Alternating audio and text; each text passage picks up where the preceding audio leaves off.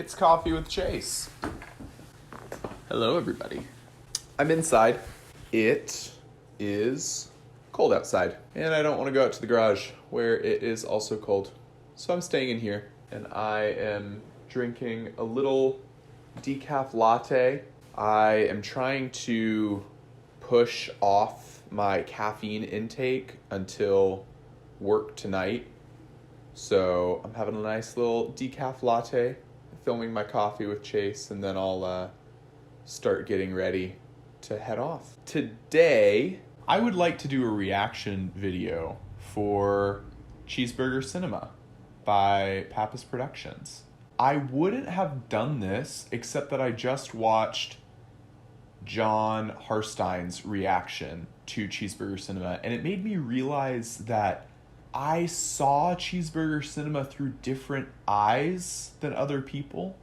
Like, that might sound dumb, but I kind of felt like my reaction to Cheeseburger Cinema doesn't really matter because, like, oh yeah, everybody's gonna have the same thoughts and reactions. But just watching John's video made me realize, like, we all interpret and see stuff differently. So today, I'm gonna do a watch through of Cheeseburger Cinema with you all. And I'll pause throughout and kind of give some of my thoughts and feelings about the film. And that'll be Coffee with Chase. Let's start with a first sip. Decaf latte. It's cozy. And without further ado, Cheeseburger Cinema, a short film. This poster for Cheeseburger Cinema is so fun. Nathaniel's art style, I don't know, it makes me feel like a kid again. I can't quite describe it, but I love the simplicity of the color design and how it starts to invoke that this might be a horror film. Because just off the bat, like, unless somebody told you, I don't think you know that this is a spooky film. I say this as somebody who's already watched Cheeseburger Cinema a couple of times.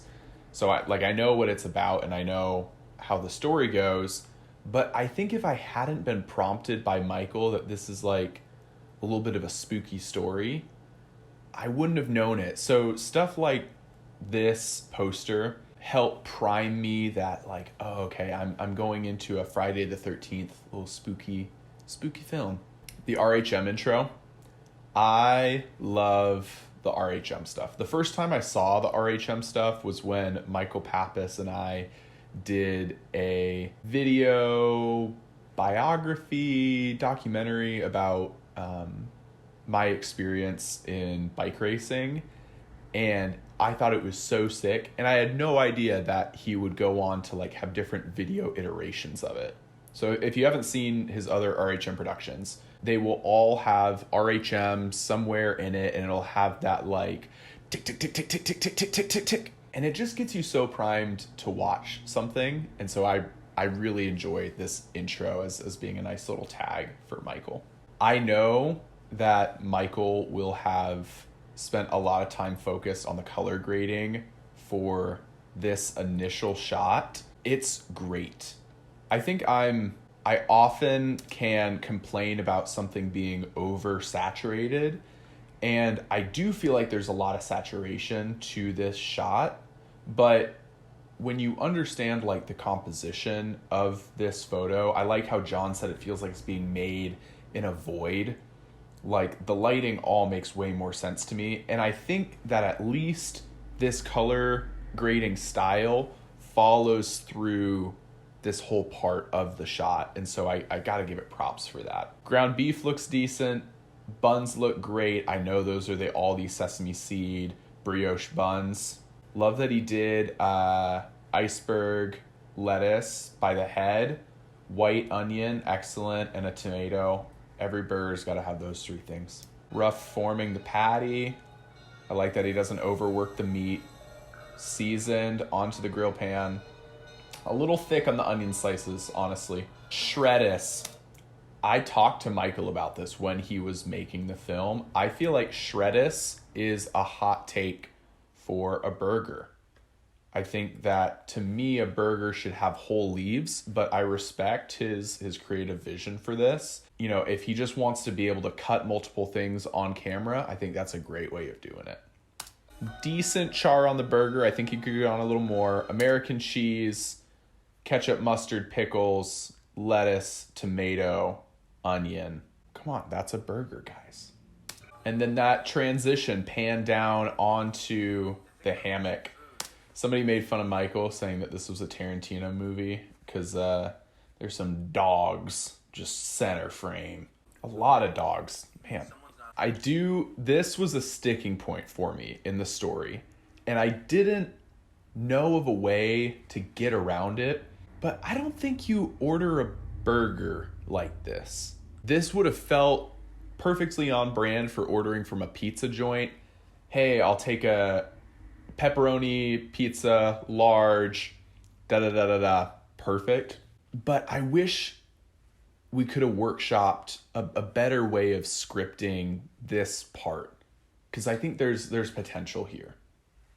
Oh, this shot.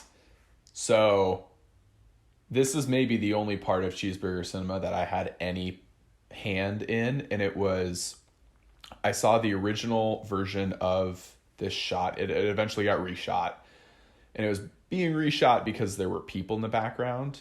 In my opinion, this shot got so much better just because of camera movement.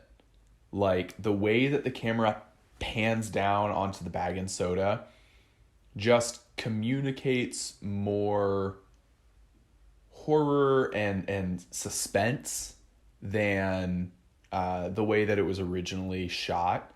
And the music on top of it is just like, it perfectly brings this shot together. And it's such a small shot. You would not notice this shot, except that, you know, you've seen it be poorly shot, and therefore you're like, oh, you recognize when it's done well. I think that's something to be proud of in filmmaking, is that nothing catches your eye in a negative way. And that sucks, because that means there's a lot of good stuff that isn't appreciated, but there's something to be said for, like, this shot doesn't pain me in any way. Like, it doesn't stand out to me in a negative way at all. And in that way, it's like masterful. Breaking Bad shot, and I love it. I love it. The into the bag looking. I don't know, this has probably been done by other directors, but I just associate this type of shot so closely with Breaking Bad. The steam still on the lid, combined with saying it's hot, that's such good consistency in film. I love that was true. The cigarette's out, that's just, to me, that's Michael Pappas written all over it. You know, this scene right here is a part of why I wanted to film my reaction, because John talked about the monologue that takes place during this.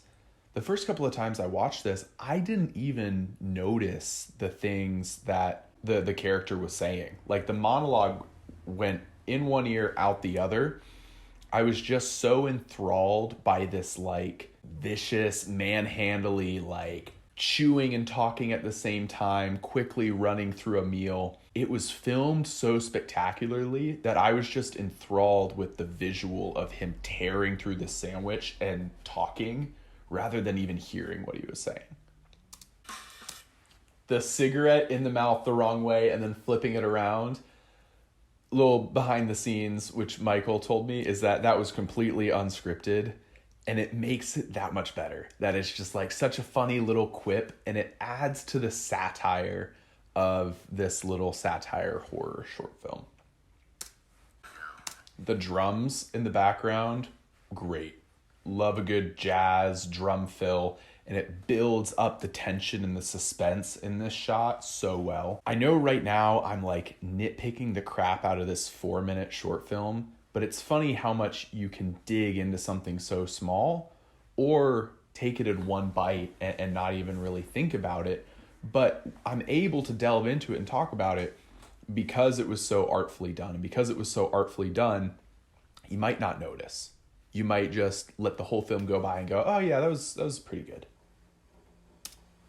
The big reveal. This is where it spins from being funny thing about making and having a burger into like, oh. And, you know, there is no answer to what this is about, but just seeing the guy laying there, face wrapped up, and his face looks swollen.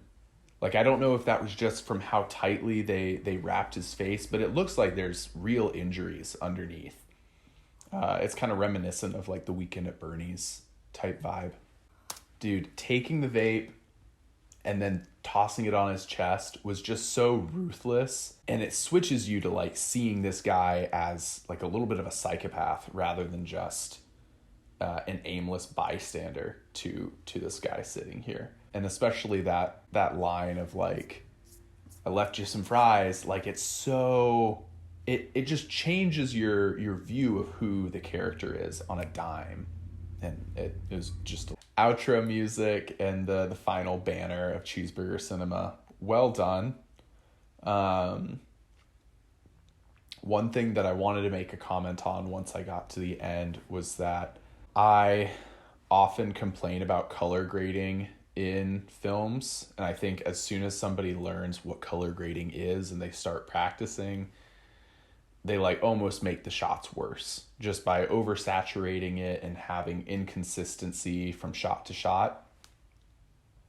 Artfully done in this film, Michael. It's consistent throughout.